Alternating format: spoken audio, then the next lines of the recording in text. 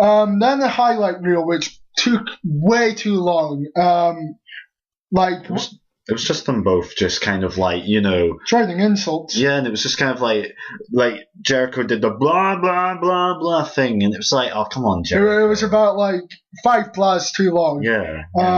Then I liked what CM Punk is against Jericho at Payback.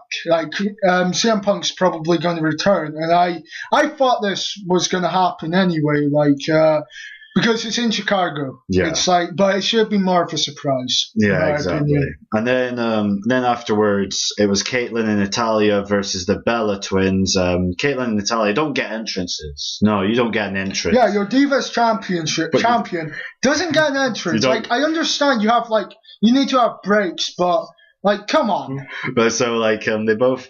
It was. I don't even remember it. So that's really bad. Afterwards, Bella start singing after they won, and then it's kind of it's better than I think Ali was better at singing than, and of course as soon as I say that, JBL then says it's Jerry Lawler who says it automatically. Because it's Jerry Lawler because it's quick, Ali was better at that. I know, it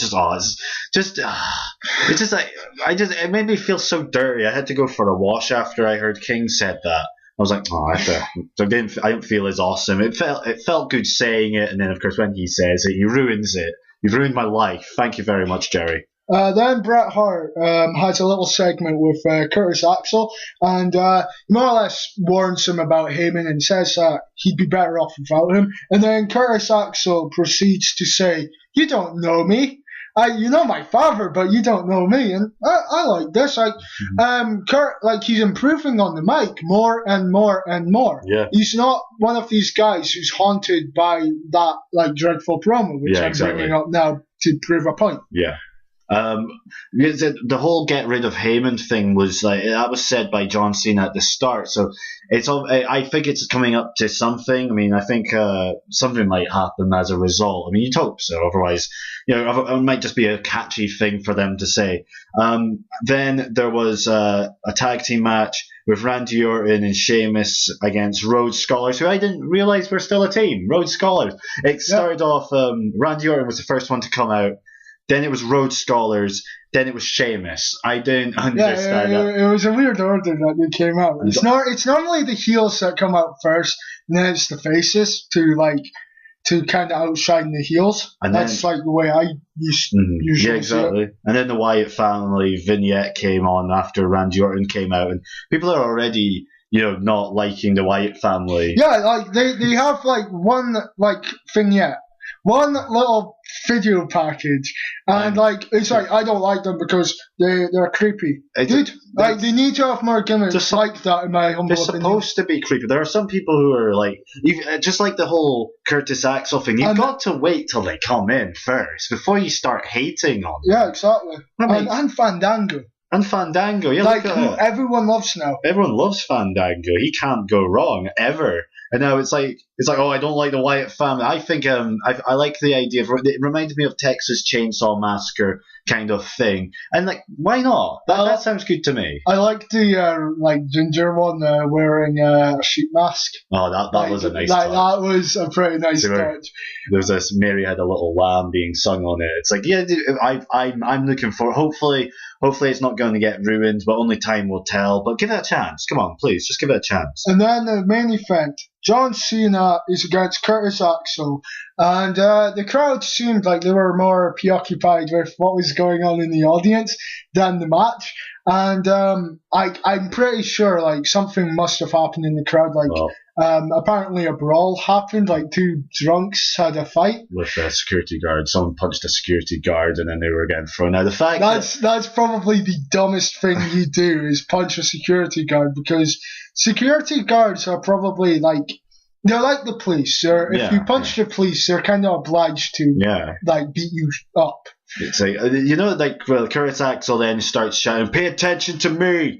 It was like, I love that. I was see where some people will stand like a deer in headlights whenever the crowd, like Orton does this. He gets upset when people are chanting boring at him. He needs to get over that and just accept, do something with it. Or chanting EC dub. Yeah, EC dub, like that crowd. You've got to use that somehow. Curtis Axel notices what's happening around him, does something about it. So it doesn't pretend it's not actually happening. I mean, John Cena, even in a way, when people stand that he sucks, he'll smile at them in like kind of like, you can tell it kind of gets to him because of the way he's smiling. Yeah. It does get to him. Yeah. He can pretend. It's that basically at school you get told to ignore the bully. It's kind of like you can tell that he's upset by it. Really, he's just hiding it, not really well, but and then he walks away from the match. Curtis Axel wins by count out because the ambulance from the week before, it comes in and John Cena just he's like, oh, there's an ambulance, I'm gonna walk to it. Like, it's just this, like, it's kind of nitpicking, but it doesn't make any sense that there's an ambulance driving into the arena. No one's in it. How does an ambulance just get to an arena with no one in it? Ghosts. Like, I know this is nitpicking. I know, like, I should be judging the wrestling, but it's like little touches. Like, it should have just been some random. He should have just thrown some random out. Would it really have hurt Curtis Axel to get, like, a win from John Cena cleanly? I mean, I can understand, but Cena does the way he walks away from the ring in a very stupid fashion. Yeah, it makes not only Curtis Axel look stupid for trying. Yeah. But it also makes Cena look dumb. It makes Cena look even dumber. How often in the years has Cena just walked away because something else has happened? Why doesn't he ever learn from these things? I know it's wrestling. It's only wrestling. Calm down. Don't look. But he walks away knowing that there's a match on to see an ambulance. Couldn't you have just kept an eye on him? I mean, you could have had kind of a sleeper on and keep an eye out. I don't know. I didn't really get that. It was fine enough. Ryback attacks John Cena. Yeah, Ryback, John Cena's checking the ambulance. He's checking in the back door, and then Ryback comes from behind, attacks Cena, and then there's a little brawl that happens. He throws Cena off the stage, and I'm pretty sure Cena did get some sort of offense, or he challenged him to come down, and he just left. He was like, nah, I'm not going to bother. What I liked about John Cena and Curtis Axel is that Curtis Axel did get good offense.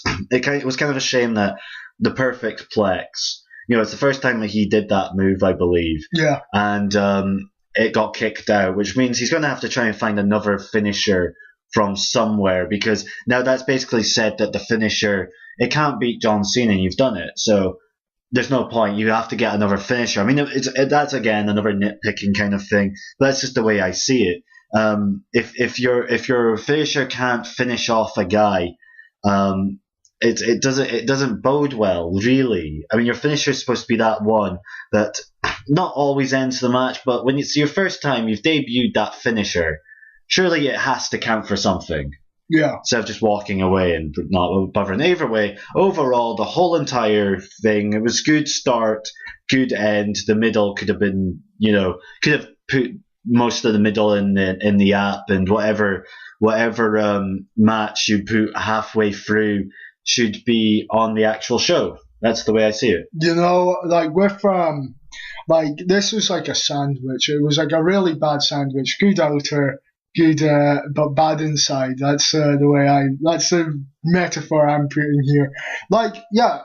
Overall, it was majority good than bad. It wasn't as good as last week, so I really did enjoy last week. But hopefully next week's will be better. Yeah. Hopefully SmackDown will be good.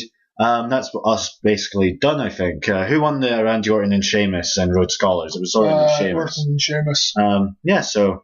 Well, that's. Have you got anything to end or add? Not really, no. Well, we'll see you all later. Bye.